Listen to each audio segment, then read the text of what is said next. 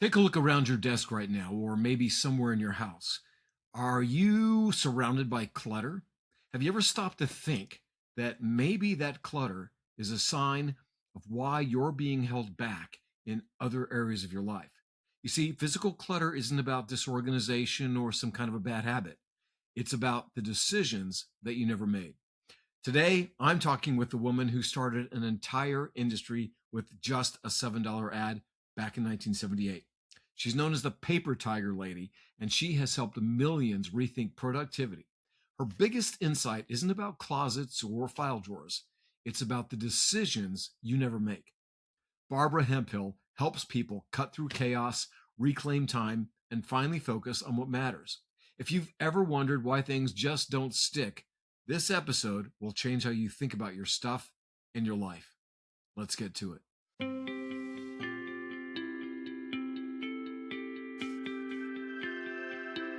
Hello, and welcome to Hero Up, the podcast that inspires and challenges you to step up and become heroic in all areas of your life. I'm your host, Tony Stark Policci, and it's my goal to give you practical, actionable advice and insights into copywriting, mindset, lifestyle, and impact.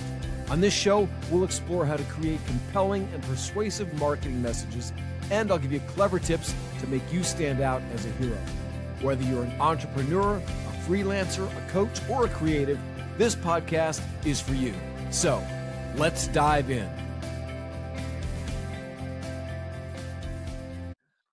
All right, everyone, thank you so much for tuning in to another episode of the Hero Up podcast. You just heard the introduction to my phenomenal guest, Barbara Hemphill. Barbara, thank you so much for being with me today. I'm really excited to talk to you. Well, thank you for the opportunity, Tony. I love to share what I've learned, and I thank you for the invitation. You know, the first question I want to ask you is just, I've got an idea of who you are, but who would you say you are? Who are you and what do you do? Help people accomplish their work and enjoy their lives so that they can be all God created them to be and do. That is amazing. Recently, at the time of this interview, you've had something really amazing happen with this article in the New Yorker. But let's talk about how you started. You started your business with a $7 ad in a New York City newspaper in 1978. Right. So, what was the most challenging aspect of those early days? What prompted this? Well, what prompted it was I had three adopted children, one with special needs. I wanted them to be first in my life. My husband worked for a nonprofit and didn't make enough money to live for living expenses in New York. So I was like, okay, I need to add to the income, but I want my kids to be first. And the only way I could figure out to do that would be to find a problem in the world that I could solve that people would do it on my time. And so I sat on the playground and listened to people talking and heard a lot of conversations about clutter and disorganization. And so I ran a $7 ad that said disorganized. I organized closets, paper, files, kitchens, you name it, call Barbara Hemphill. And that's what started this whole thing. I only was in New York less than a year. We moved to Washington, D.C., and I went to the Small Business Administration to ask them to help me launch this business. And they laughed me out of the room and said, this is not a viable business. Nobody pays for organizing closets, cupboards, and kitchens. And today it's like an $11.7 billion industry. But the interesting thing for me, and the reason I'm still doing this after 46 years, is that we can also, clutter is a problem not only in homes, but in offices and businesses.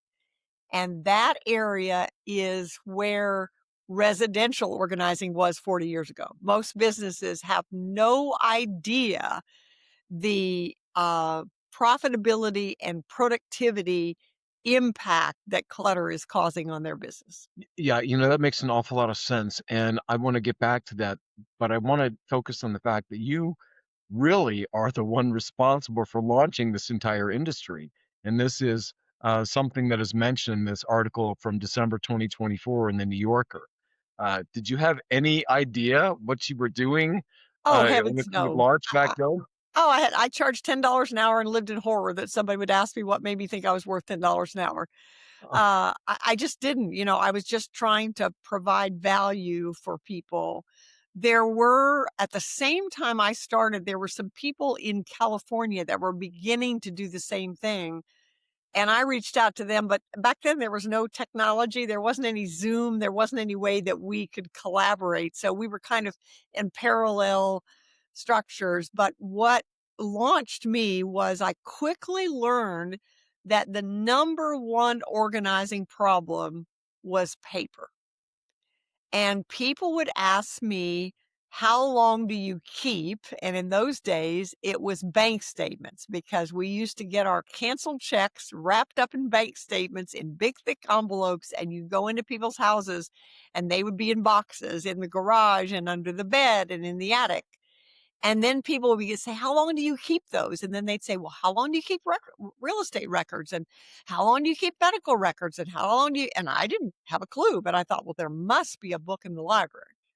And I went to the library and there wasn't. And I thought, now this is amazing because it doesn't matter how much money they were making, whether it was 18,000 or $800,000 a year, they still needed to know the answer to that question. So in 1988, I wrote a book called Taming the Paper Tiger, and it ultimately became a bestseller. I became known as the Paper Tiger Lady, and that's kind of what and then because of that best-selling book, I got to be on Good Morning America and the Today Show and CNN and places like that, which is what really launched the industry because it made the public aware of it, because the public had no idea that you could have somebody come and organize your files. And so in 1979, the Washingtonian magazine did a story that had my picture of me sitting on a filing cabinet. And it said, for $10 an hour, you can have Barbara Hemphill come to your home and organize your files. $10 an hour. Wow. It's just crazy. I remember it was in the early '90s when, I discovered you through, my brother Joe Polish, and that definitely I mean, I still use the Paper Tiger digital online system, there's a cabinet right next to me that's all Yeah. organized because of your system. Well, it's what we So call one of our proprietary things is what we call the finding system as opposed to the filing system. Because when you're filing paper, you can file it anywhere, but the question is, how do you find it?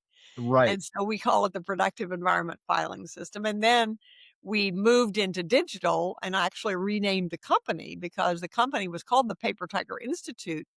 But as we began to move into the digital world, I didn't want people to think that I was old fashioned, that I didn't understand digital. And so then the company was renamed Productive Environment Institute so that we could deal with both. Smart, smart. So, Barbara, you said something at the very beginning here that is really crucial for anyone listening. So, a lot of my listeners are they're solopreneurs or entrepreneurs. Many are successful in business, but one of the crucial things to being successful in any venture is what kind of value are you bringing to the world? What problems are you solving? What desires are you meeting for people? And you said that you sat in a park and just listened to what people were complaining about, and you Yep. found this need, and that's what you started. But did you have and so that's something we all need to pay attention to. What do our audiences want? What is it where is there a need that I can solve? Did you have experiences in your early life that gave you this passion for organization and productivity? Well, it was role model for me and my family. I grew up in the second floor of a tenant farmhouse in Nebraska. My parents were quite poor. I didn't know it then, but they were. And but my father was a farmer. Well, when you're a farmer, you have to be organized. It was a dairy farm, and if you're Okay. gonna, the cows are gonna give milk, and you're gonna have crops, soybeans and corn. You have to have systems. So I grew up around that, and my mother was the assistant to a bank president, and she managed the farms that the bank was in charge of. And she was very, very organized. So in our household, although it wasn't always terribly neat because we had a very small space, we lived in the second floor and there were four of us and we only had three rooms. But if the phone rang and the pastor was going to come to our house, it didn't take long to get things in the right place Hmm. They weren't stuffed somewhere. And I can still remember my mother saying, if you're going upstairs, take something with you. I mean, she role modeled it. And one of the things I observed, and by the way, what shocks people is I am not naturally organized by any stretch of the imagination. I've been diagnosed with ADHD. I love to start things. I don't like to finish them. I love the big picture and I despise details.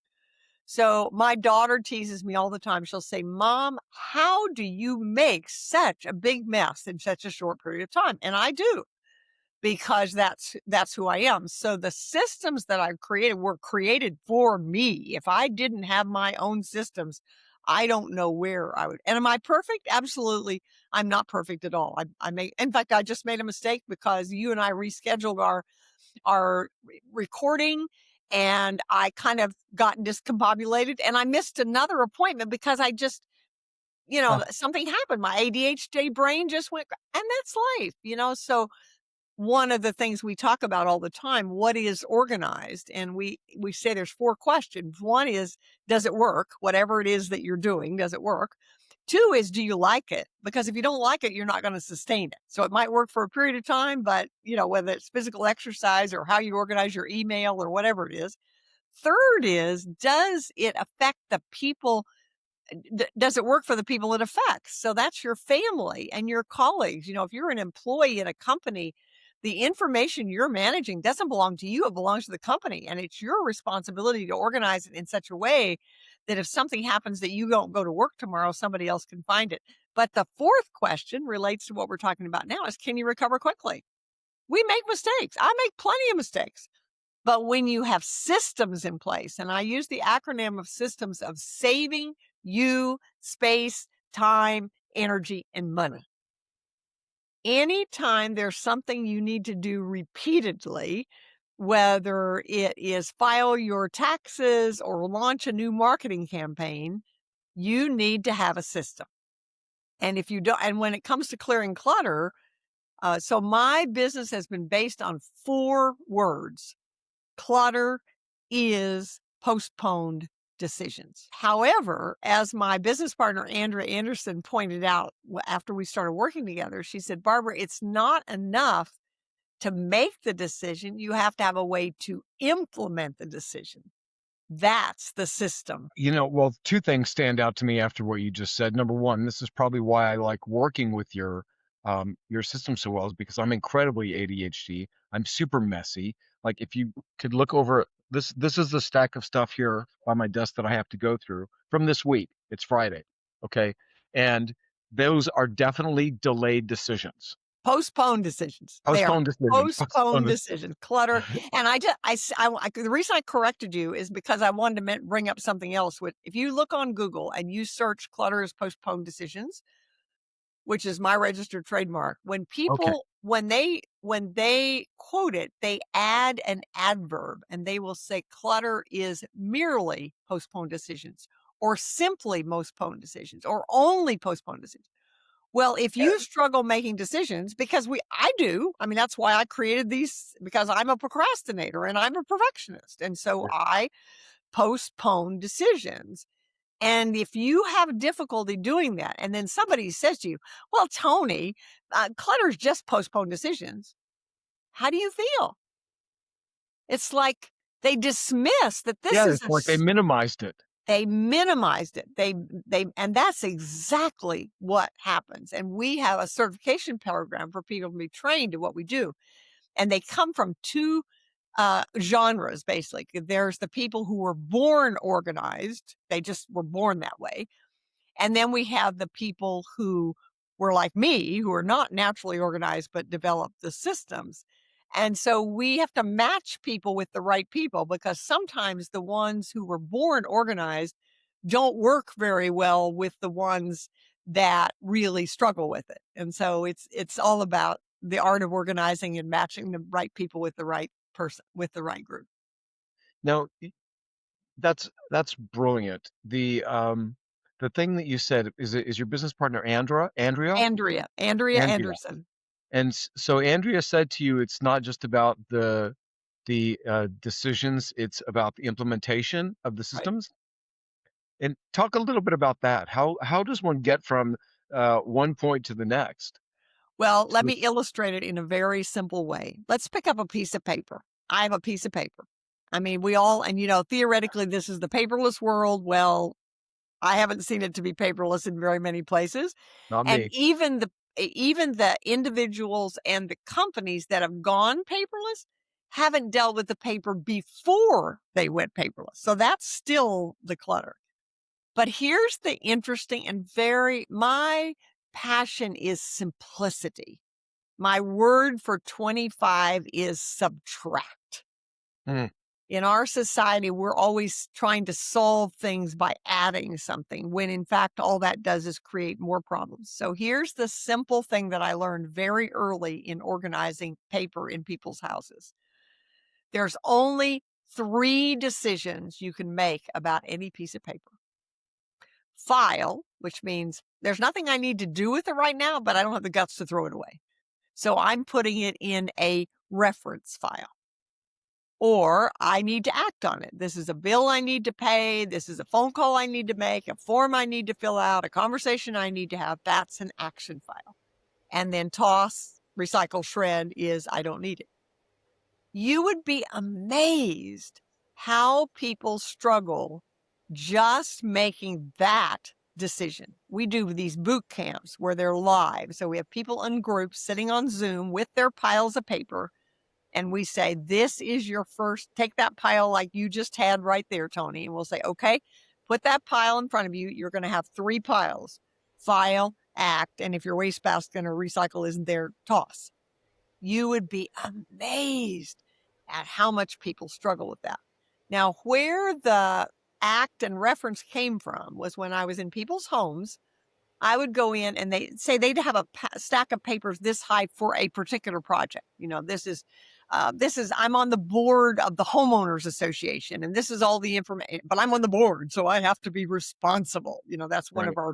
of the big causes of clutter is over responsibility. Hmm. Or, this is a book I'm writing on. And I quickly, okay, so this isn't manageable. And so then take the homeowners as an example. It's like, well, yeah, maybe you need to keep all that, but it doesn't need to be on your desk. So I thought, okay, we can make this by saying, what is the small percentage of papers for the homeowners association that you need right now? It may only be the current newsletter and the agenda for the board meeting that you're going to at the end of the month. And the rest of it is reference. So at that point, I immediately started teaching people, divide your paper into action and reference. And here's the interesting thing, Tony. The same thing applies to digital. All of the decision making that we teach relates to both. So the And question becomes, why do people have so much trouble making decisions? And in my experience, it always comes down to emotion. Usually fear of making a mistake, fear of wanting it back, fear of forgetting, fear of offending someone, fear of not being responsible, fear of missing out on something. That fear. And this goes even deeper. It's like, okay, why do people have so many fears? Well, one of the things I've learned is that when I worked with people who just couldn't let go of things. I had a client in Atlanta, it's been probably 30 years ago now, who owned a marketing agency. We used our proprietary finding system to organize all of her files. I was there for days. She had 35,000 files, oh my an God. entire room of files, and 2 full-time people that managed it. Why?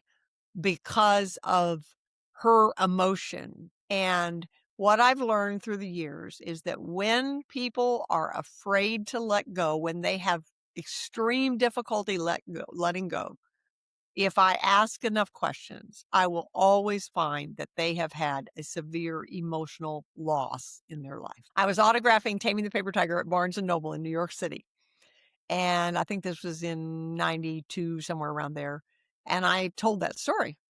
And a young man walked up to me And he said, my apartment is so full of clutter, I haven't had anybody in it for months. And he Oh. said, I come home from work at night and I say, okay, tonight is the night I'm going to clean it up. And he said, the flat surface I have is my bed. And he said, I literally start sorting the papers on my bed. And he said, when I try to decide, I become physically paralyzed.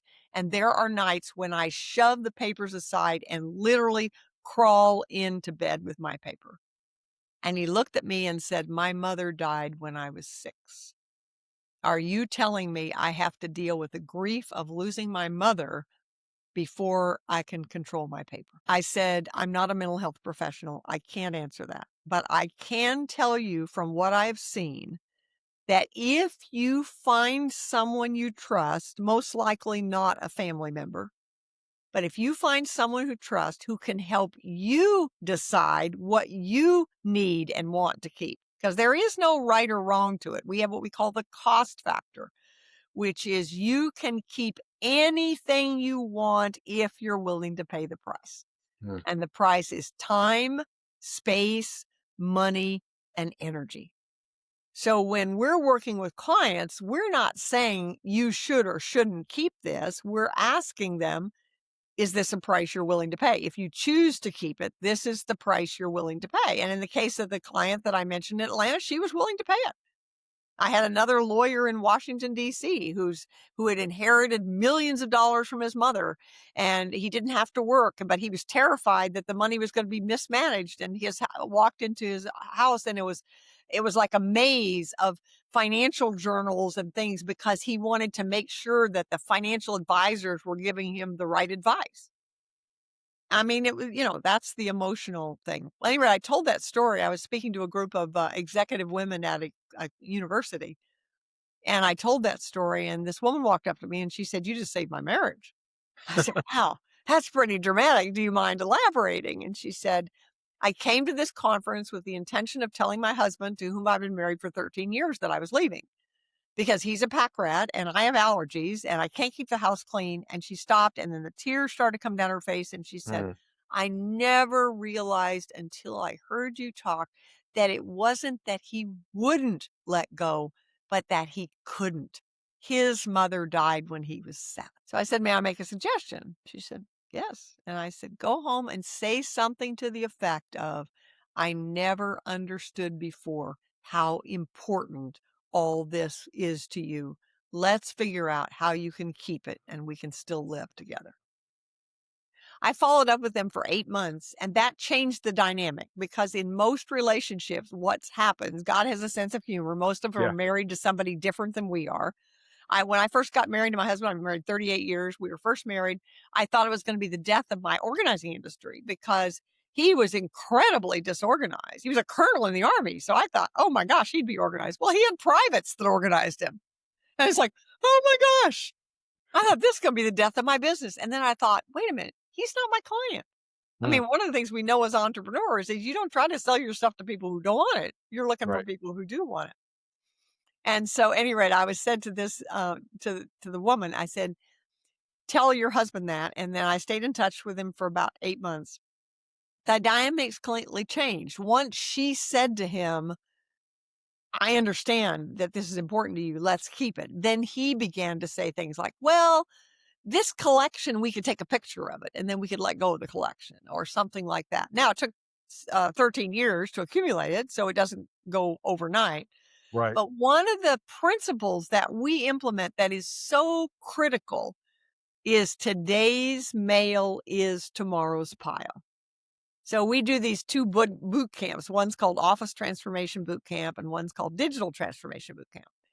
And it's 5 weeks. We work together twice a week, and we promise 3 things in the boot camp. That number 1, you will know what to do with every new piece of information that comes in. You're going to make a decision. We're going to teach you how to make a decision, and you're going to have a system to implement that decision.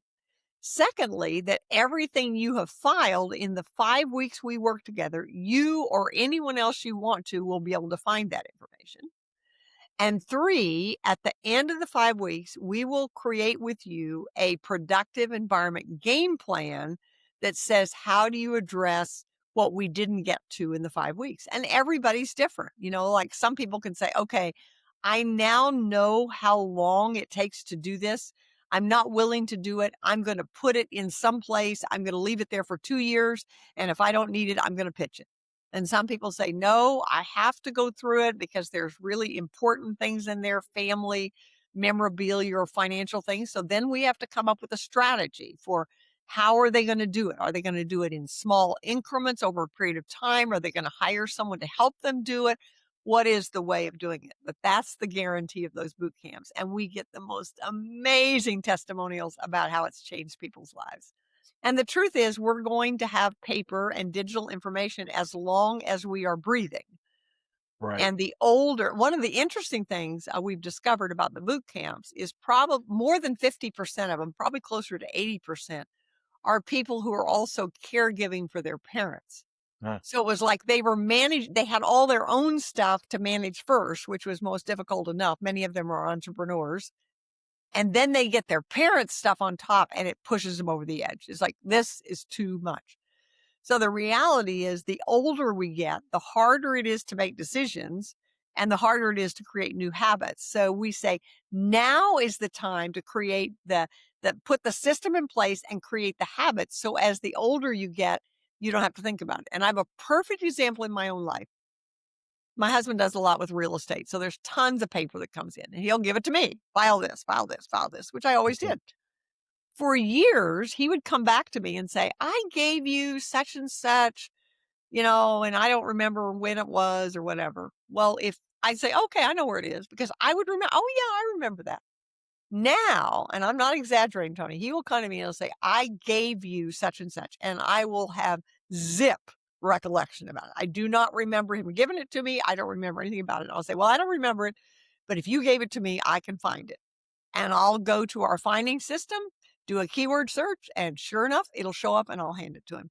If I didn't have that system and those habits in hand, we would both be in big trouble right now. But as it is, we have a very high quality life because your ability to accomplish any task or goal is related to your ability to find what you need when you need it. That is so true. I had an experience just a few weeks ago, which was extremely frustrating. And I've noticed the same kind of thing where I don't remember things like I used to. Yeah. So I'm 61 now, and I had this really important document that I needed to locate.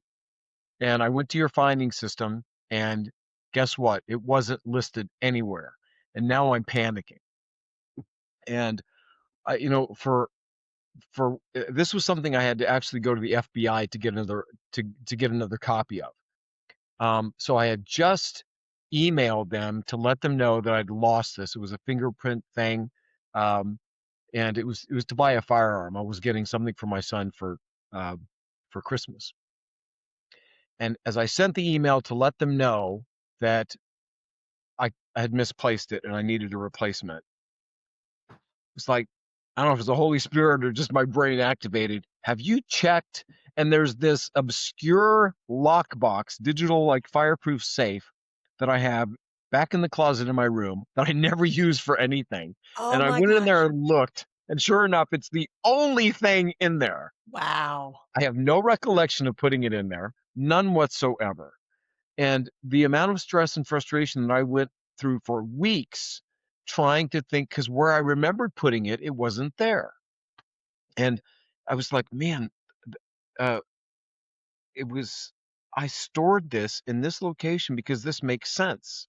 So for whatever reason, on a whim, I decided to put it in that fireproof Well, you safe. were trying to be safe. You were actually now here, Tony. I don't know if you've thought about this, but your finding system, I have a safe deposit box which has a lot of stuff in it. It's all indexed in my finding system so that when I do the search in the finding system, it tells me what's in my safe deposit box.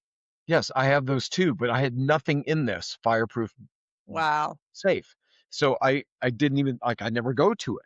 And I must have just on a whim stuck it in. I don't remember, have no recollection of doing it. Yeah, well, thank goodness you found it. My word. Yes. But I can really relate to what you're talking about with this ability. Like you don't have to rely on your memory. The mind is a worthy servant, but a terrible master, right? Yeah. And so your system eliminates all that. And it's Uh, not a good use of your mind. I mean, your mind, I mean, and that, one of the things that we do is something in companies called productivity parties, which is literally an event, a 1-day event where everybody clears clutter. And at first they think it's a terrible idea and they don't want to do it. And I say, how many of you left home with more clutter around than you prefer? Well, most people will say yes. So I say, everything we're going to do today, you're going to learn because you're going to apply it at home. And then, of course, I laugh because they're usually thinking about what they're going to tell somebody else to do, go home and tell them.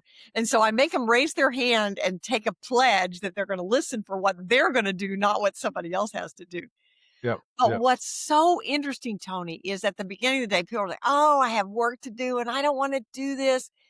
And as they begin to let go of this, you can see a change in their physical body, in their Mm. demeanor. And then they'll say, oh, I'm going home and clean out the attic. I'm going home and clean out the garage. Will you come home with me? I mean, it's amazing. And we've never had that fail. I mean, we've done it with companies with 5 people up to over 400 people, and the results are phenomenal. Wow. You know, uh, I know that you said you're not a mental health professional and you probably don't delve into this too much, but what do you do with your clients when they recognize that they've got this fear block that's the thing? Because I really identify with that. And, as you probably know, Joe and our mother died when I was 8, Joe was 4. And so I know that I have a struggle with letting go of things. And I've Absolutely. pushed to overcome that. When my boys uh, when I downsized from our big house that I raised my 4 boys in, when I remarried my wife now, we went to a house that's about 1/3 the size. I had so much stuff to get rid of. And praise God for her because she just took stuff and made decisions about it. And it was like I was losing limbs as she was doing it, but I kept talking to myself like, "I don't need this. Some of the stuff I haven't looked at for 10 years. Like, what do I need these jackets for and all of these things?" It was so refreshing to just, what's the word? Like, this minimalist kind of style, Right, right. Yeah. just to get rid of all this stuff. But my question, when somebody realizes, "Oh, okay, I've got some kind of trauma or fear or event, what do I do to deal with this?" Do you have any recommendations for Oh, them? it's a great question, and the answer is you need to get support. I mean, there needs to be support. So, for example, I mentioned we had these boot camps, and we found the boot camps have worked. There's 4 components to the boot camp that makes them successful. First of all is because they followed me for a while before they've joined the boot camp, they know, like, and trust me and believe that if I say they can do it, then they think they can too, right? I Right, mean, right, and that's true. I mean, if I didn't think they could do, and there have been times when I've talked to somebody and said, I just don't think this is the right thing. You have to be ready to let it to go. And the key word is, and part of the reason I'm still in business is because I learned from my clients. And I can remember maybe it's been 3 years ago now. I had a client who was a reviewer of technology for a magazine. And so he got all this technology, keyboards and headsets and all, and it was filling out and it was driving his wife crazy. yeah, And he needs to let go of it. And he was really struggling. And I said to him, in all the years I've done this, no one has ever come back and said they were sorry they do it. Now, I always tell people ahead of time, I guarantee you there will be something that you will let go of that you'll say, oh, and it might be a week later or it might be a decade later. You say, oh, I wish I had it. But you have to think of what the price was that you paid. And there's also a good chance you wouldn't have even remembered you had it or you couldn't find it. But generally, people say it's, oh, and he stopped me in mid sentence. He said, I know I'm going to feel wonderful when it's done, but I don't want to go through the emotion. So what we found in the boot camps is they need to believe they can do it. They need to have a system. You cannot clear clutter randomly. And it's easier to clear somebody else's clutter than your own. So sometimes I hire one of the people I've trained to help me because my emotion gets in the way. The third thing is then you need accountability because it's something we don't want to do. And so if you have ADHD or you're a procrastinator or you're a perfectionist, and I'm all of those, right. it's like if there's something I don't want to do, I'll always figure out a good reason to not to do it. So that means I have to be accountable. So with the class, there's 2 times a week that you show up and you do it. But the thing that pushed it over the edge in terms of being dramatically successful was community. There is so much shame around clutter. I'm a smart person. I've accomplished a lot. I know a lot. And still look at this. And there's an enormous amount of shame. And when they sit on that Zoom platform and they see other people who are smart and intelligent and successful struggling as well, then it's like, oh, you mean I'm not the only one? So the answer is when you want to make that decision and you can't get through it, you need help. So I do something called Vision Accelerator session. And often sometimes it's just 90 minutes of saying, okay, what are some things you're having trouble letting go of? And then I can ask questions. It's like, we say with AI is going to change the world. And the people who are successful in it are the people who ask good questions. Right. Well, because I have been helping people clear clutter for over 4 decades, I know the questions that need to be answered in order to get on the other side of it. And so is this part of what you do with the Productivity Environment Institute? Well, the Productive Environment Institute is Productive environment. Productive Environment Institute is the entity that certifies consultants to do what we do and then offers these boot camps. I have Barbara Hemphill LLC and I do the Vision Accelerator. And often the Vision Accelerator sends people to some of the services from PI or often to my colleagues. I'm a big believer in community. I believe one of the values of our company is together we're better. And often when I'm talking with someone, they may need a mental health professional, or they may need someone who specializes in ADHD, or they may need a financial. One of the huge issues is people who have trouble managing their finances usually have trouble managing their information and vice versa. So often money coaches send their clients to us and we can send our clients to them because each one has trouble with the other one. And when we both do it together, we both rise up. Wow, it sounds like there are so many opportunities for collaboration and things are just intertwined with some of the behaviors and habits that people struggle with. What do you think is the connection maybe between physical clutter and spiritual well-being? Well, the paper, it isn't the paper that's the problem. It's what the paper represents. Hmm. The paper represents your hopes, your dreams, your intentions, your fears. And so when you have to decide about it, you have to deal with that emotion. And so I believe that I know in my heart of hearts that God created every human being for this moment in history for a specific purpose. And when you know that, if you know what that is, then it's easy to pick up a piece of paper and say, does this piece of paper help me accomplish my work or enjoy my life? And if it doesn't, it's like, then you need to go through the emotion of letting it go. And there is emotion. I mean, there is emotion of letting that go. And if you're not willing to get through it, you're going to be stuck. Right. And a lot of people are stuck. Now, here's the fun part. I get people who say, I don't know what my purpose is. And when you look at the drug addiction rate, alcoholism, suicide rate right now, the number one reason for that is people's lack of purpose. When we know what we're created for, then it's so much easier to do it. But here's what I found, and I've seen this many times. People have piles everywhere. And they won't do anything about any of it because there's a bunch of it they don't know what to do, so they don't do anything. Right. And I remember my very first client was the widow of an attorney. She was 55 years old. The attorney was a solo practitioner, died suddenly, left her with piles of paper everywhere. She didn't have any children. She didn't know what was going on. She had no clue where things were, and she was terrified. And my role was when I looked at that, it's like, okay, I simply have to organize this so I can talk to the stockbroker about this and the accountant about this, and then work with her to teach her how to make decisions so that she can move forward to accomplish her work and enjoy her life. But lots of times when people have clutter and they let go, it's like peeling the layers of an onion. Oh, I don't know what I do want, but I know this isn't it. Hmm. I'm not sure Right. what I want, but this is not it. This is not it. This is not it. That's clutter, right? So my definition of clutter is anything that doesn't help you accomplish your work or enjoy your life.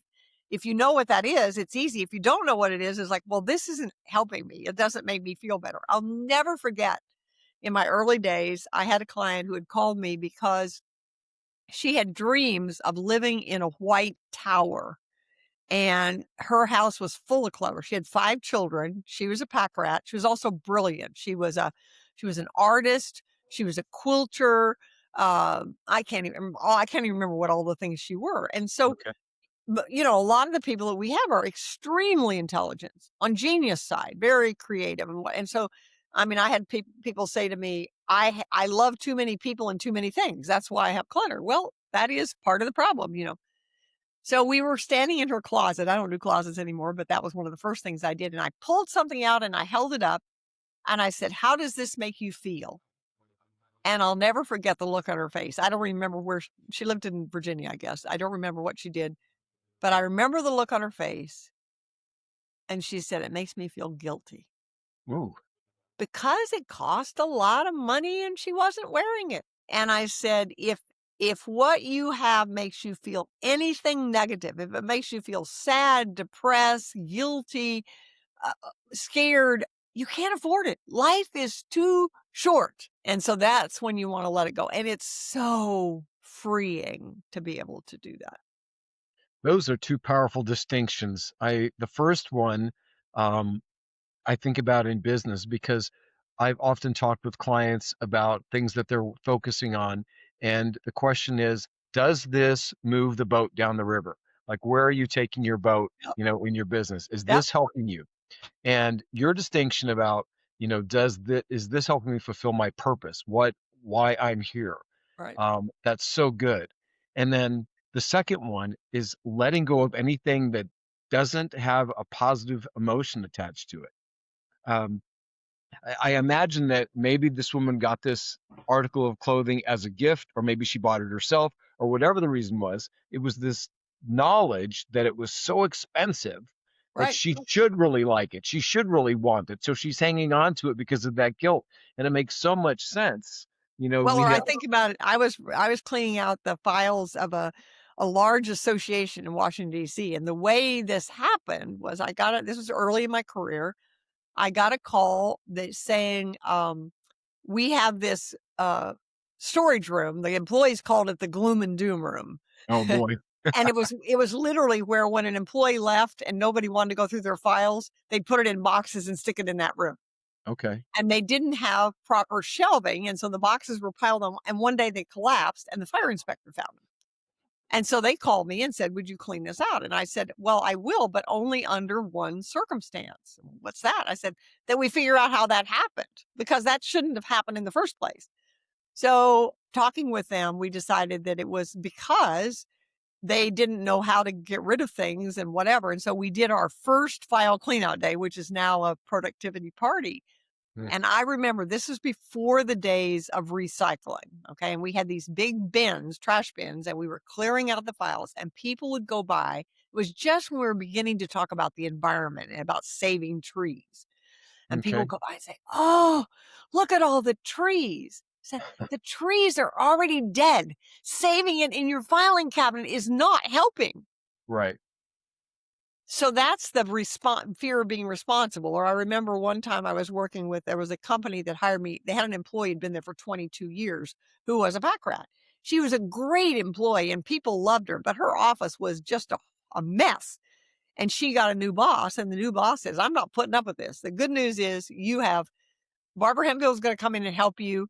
The bad news is you have 90 days to keep it that way. And if you don't, you're losing your job." And we were going through the stuff. And one of the things we came across were photographs of her colleagues' children. Kids' school pictures are taken. Yeah. And so the colleague gives it to you and, okay, "Oh, that's cute." And you stick it in the drawer where the mustard packets and the business cards and stuff like that. She says, Right. "Oh, I can't throw those away." And I'm saying you're being responsible for somebody else, but irresponsible for yourself. So we prayed over them. I said, let's pray a prayer for the kids. We prayed a prayer for the kids and then we threw them away. Oh, that's great. So simple. Mhm. You know, I've gone through things in my storage shed, cleaning it out. I had a 20 by 20 when I moved out of this house, and now I've got a 5 by 10. So I significantly got rid of a lot of stuff, but I'm still periodically go in there and go through boxes of things that I'm holding on to for my children. And I've found cards like that from their friends, right? Or Yeah. their friends' parents, because I was friends with all the moms and dads. And I'm like, what am I holding on to this for? Why did I say that? And there must have been some kind of an emotional reason why I felt like I needed to keep Well, that. you're being responsible. Right. And there's some like, oh, this is throwing, they cared about me and to throw that away, seems like, in fact, I've joked that the word archives should be spelled OU-archives. Oh, Because what I would see when I would work with employees in companies, I would see that an employee would get information and they would know it needed to be kept, but they weren't sure who was keeping it. And so they would keep it because they wanted to be responsible, or even for another company. In fact, I remember with the same public relations company that I mentioned, they had stuff from clients like years ago. And so one of the ways, I remember early in the interview, I said one of our goals is to stop the problem. right. So we said, okay, let's implement, we'd work on policies and procedures. Let's implement something that the policy of the company is to keep the client's information for, I don't remember what it was, 3 years or something. But then they had a system in place so that when the 3 years came, they could reach the client and say, we have this information of yours. We've kept it for 3 years. If we don't hear from you in 90 days, we'll throw it away. Well, what happened? Because I saw examples of where somebody calls, say, oh, you did an ad for us 10 years ago. And then the employee would have to dig through these horrible boxes and weren't even employed. They're trying to find, wasting time. And then maybe the client did something or maybe they didn't. Well, when they started sending out those letters, it turned out to be a marketing thing because the company was saying, hey, we have this information of yours. We don't need it anymore. Do you want it? Or would you like us to throw it away? They'd say, oh, we're working on this radio ad or we're working on this. Maybe you could help us. And so it actually turned out to be a way to get more clients. That is brilliant. Yeah. So that's a good tip for anyone listening. If you've got clients that you haven't done work for 3 years or 5 years or who knows how long, you can set an arbitrary time, reach out to them with that. By the way, I've been holding on to these files I created for you back in. I'm going to Yes, dispose of them unless you would like them. And great exactly. I mean, it's opportunity a to great re-engage. way to build a relationship, which is what business is all about, is relationships. Absolutely. So Barbara, is there something that like stands out that's the most surprising thing people hold on to unnecessarily? Does anything stand out to you? Well, I think surprising, no, the most surprising thing I ever found one time was a snake skin under a bed, Oh my gosh. which it wasn't that the client was saving it. I guess at one point there was a snake there that lost its skin. I don't know, but that was the most shocking. Oh wow. The things that are the hardest for absolute sure is the memorabilia part. Because the memorabilia part really brings up the emotion of what has my life been about. And that's what everybody does at the end. That's the hardest part. And in fact, I just did a webinar saying that's the only area of my life in the information management that I haven't completely solved yet. I'm getting close to it, but I haven't done it because there's a lot of loss in my life and different things, and looking through those bring up those, and then you're wondering what to do about it. So the thing I just want to say is that if you get the right support, there's nothing that's impossible to do, and you will not be sorry because letting go. And after all, my philosophy is this world is not my home. I'm not, this physical stuff is not mine. I think about the old musical Porgy and Bess. Hmm. I got plenty of nothing and nothing's plenty for me. We as a society, I went in just this week to buy a toilet seat to put on. And I looked on the wall. There was one entire aisle 4 layers deep of Yeah. different types of toilet seats. I said, this is ridiculous. And we are a society with too much stuff and the stress that we get from having too much stuff. So I'm still doing this after 4 decades because anybody who's ready to let go, I want to encourage them to do it so that they can really focus on the things that matter in this life, which are the relationships. And one of the questions that I ask clients and prospects is, if you left this earth tonight, what regret would you have? Wow. The answer to that question, Tony, by my measure, is a form of clutter. It is something that is preventing you from accomplishing your work and enjoying your life. And I try to practice what I preach. I asked myself that a couple of years ago. And the answer was, there was one of my adopted children that I didn't have a bad relationship with. I just didn't have much of a relationship. We lived far apart. And I had tried to reach out, but it hadn't been very successful. And I made the comment to one of my counselors, well, I don't know what to do about it. I've done everything I know. There's nothing else to do. And he looked at me and he said, that's not true. There's something else you could do. And I thought about it, thought, okay, that was, I think, in February. I thought, if I haven't reestablished that relationship by Mother's Day, I'm getting on an airplane and showing up on her doorstep on Mother's Day. Mm. Before that, and intention is everything, right? We Right. define a productive environment as an intentional setting in which everyone can accomplish their work and enjoy their lives. And that intention changed things. And I'm happy to say, just a couple of weeks ago, she and her brother and I spent 3 wonderful days in Orlando. So whatever that regret is that you have, it's not too late. And that's, again, where my Vision Accelerator program will help you come up with a program. What is that? If I left this earth tonight, what regret would I have? What is the answer to that question? And let's figure out what the next action is to move forward. That's amazing. Like, who wants to have regrets? Um, I and I love what you said about intention. I was recently at the beginning of last year in a leadership training, and they posed the question to me, when it comes to accomplishing something, what percentage of is necessary to do that? Intention versus action. And I don't remember what my percentage was, but it was divided. And then they explained to me it's 100% intention. And that struck me oddly at first, but as I started to think about it, it was like, if my intention is to get to my sick child and my car breaks down on the way, I don't throw my hands up in the air and, it's like, oh, well, I tried. Like, I figure it out. Now, those figuring it out is action, but it's all driven by that intention. Well, in So, Proverbs, it says, without a vision, the people perish. So yes. vision is what drives it. So one of the things that we ask, we have a 5-step process we use. And the first one is state your vision. Organizing is of no value unless it's getting you somewhere. And if you know Mm. where you want, Simon Sinek's why, I mean, if you know the why of what you're organizing, it's an art. We say, paint a picture of why you're getting organized and we'll help you get there. I'll close with this story that I told. One time I had a friend who always talked about her messy office. And one day she told me she was getting a new job. And I said, I want to gift you 4 hours of my time to organize your office so it'll be all ready for your new job. She didn't take me up on the offer. And later on, she said, oh, you'd just die if you saw my office. I said, okay, I don't have to see your office. I said, put your papers in boxes and bring them to my office. Now we do it virtually, but back then I didn't know how to do it virtually. And I said, put your papers in boxes, bring them to my office and we'll do it. I said, I'm here. And after 2 hours, she was just ecstatic. And I said, okay, so why did you wait so long to take up my offer? It wasn't costing you anything. She said, I've hired 3 organizers in 2 states and paid over $10,000. And at the end, I was worse off than in the beginning.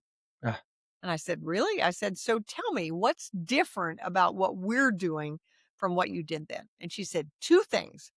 One is, I never realized that my clutter papers were postponed decisions. So I just didn't think of that. And now I see it everywhere I go. And secondly, you didn't tell me what I should do. You asked me what I was willing to do. We get dropouts from Marie Kondo and David Allen. Both of them have programs that absolutely work. If you do what they tell you to do, it will work. But God created us all differently, and that's why we call it the art. So it's like there needs to be a system, but there needs to be flexibility within the system. So it's something that you will do. And if the vision is big enough, you will get there. And if you don't have a vision, starting to clear the clutter will help you find one. I love it. I love it. So I got two more questions for you. Number one, I'd like to know, um, at if you could go back and give your younger self any piece of advice, what would it be? Don't be afraid to ask for help from people who are farther along than you are. I had the advantage, and you mentioned Joe. I was around Joe's group for years, did not take advantage of it because I was so intimidated that Uh, the people around me were so much richer than I was. They had so much more access. And I know that they would have helped me if I would ask, but I was afraid to ask. So one of our principles now is asking is not a sign of weakness, but of wisdom. that's a really powerful testimony there. I'm sure that there's lots of people listening that feel the same way, refusing to engage in a group because they don't think that, I don't know, what is that, imposter syndrome? Lots of different things that could cause people to feel that, but very powerful. The second But thing the is, truth, successful people, actually, when you reach a certain level of success, the thing that you most want to do is pass your success on to somebody else. right, exactly. That at this phase in my life, the reason I started this podcast was because I wanted to inspire people. I don't care about being a famous copywriter or any of that stuff, the stuff that I thought I was going to want to care about or that I was going to care about when I was, 30. Um, it's like, how can I impact lives? How can I make people's lives better? How can I maybe help somebody avoid the kind of suffering that I went through with certain things? Well, Um, mine is I want to give other people hope. And my license plate says Hope Fool. And when people ask me why, I said, because I'm a fool for Jesus. And HOPE stands for Help Others Pursue Entrepreneurship, which I've done for 30 years now. And it also stands for Help Others Pursue Eternity, which in the end is all that matters. yeah, that's great. So the last question, Barbara, is, um, you've got a lot of things, Shepherd's House Ministry. There's so many things we didn't talk about, but at this juncture in your life, who do you want to be a hero to? Is there any group, idea, concept that stands out to you? Well, that's a great question. And I think the answer to that is I mentioned at the beginning of our interview that the services that I've created through these years are very recognizable in residential and also with solopreneurs and small businesses. But I am so passionate that these being implemented in larger companies would make an enormous example. And I'll just give you one example that happened recently. What I found through the years, I've had clients who were leaders in large companies. Usually they're never told anybody because they were kind of embarrassed that they'd hired an organizing consultant and they didn't run out and tell her. In fact, I had one client who had me work from 6 to midnight. And whenever anybody came in, I was a friend. Huh?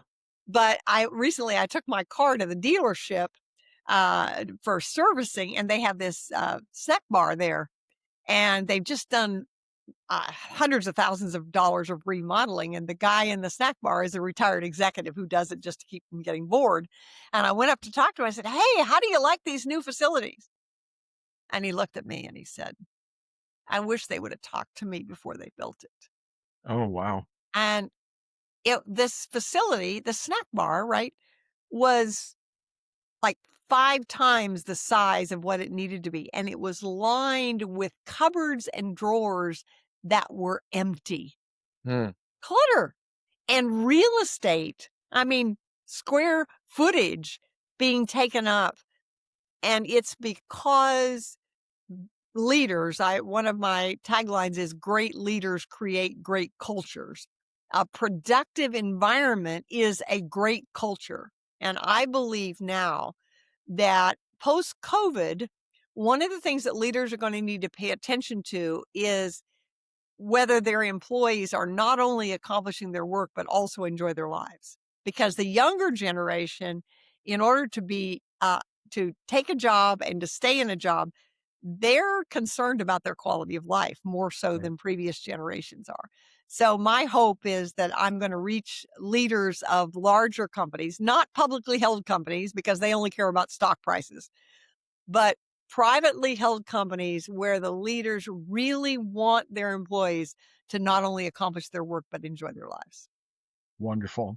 Barbara, where should people go to find out more about your services if they would like to get some of your wisdom and your help and your guidance? They can just go to barbarahemphill.com and reach out to me. I do a 30-minute discovery session with anybody to point them in the right direction. And the other thing is there is a scorecard. It takes about 5 minutes to fill out. It's called productiveenvironmentscore.com, and it measures your productivity. I've looked at thousands of these through the years.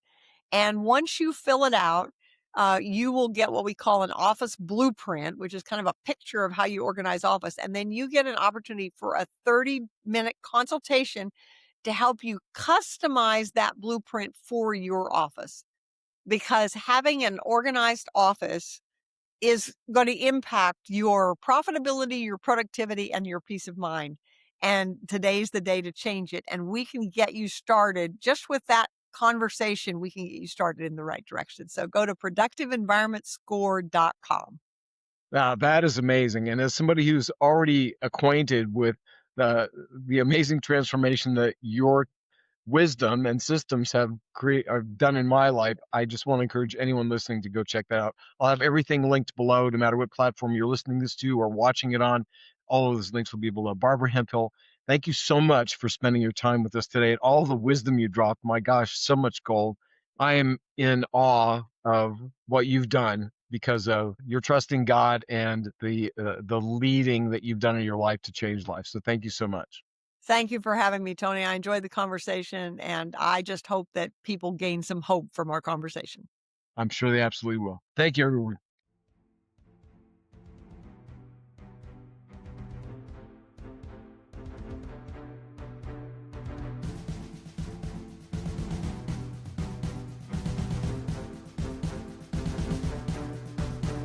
Thank you for tuning in to Hero Up.